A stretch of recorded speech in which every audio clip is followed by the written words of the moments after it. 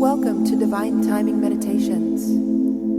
This is a verse from the Tao Te Ching. Please refer to the description box below to learn more about the Tao Te Ching and how to incorporate it into your daily life. The relaxing music here will continue for a few minutes after the verse is read aloud.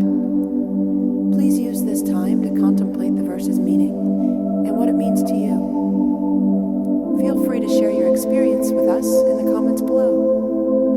And while you're here, please subscribe to our channel to get notified about all of our self-discovery content. Now let's begin.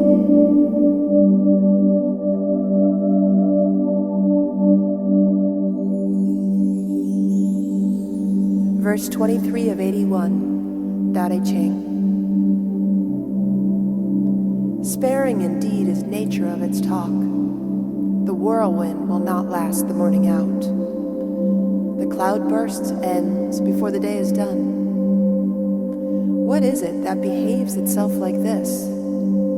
The earth and sky. And if it be that these cut short their speech, how much more yet should man? If you work by the way, you will be of the way.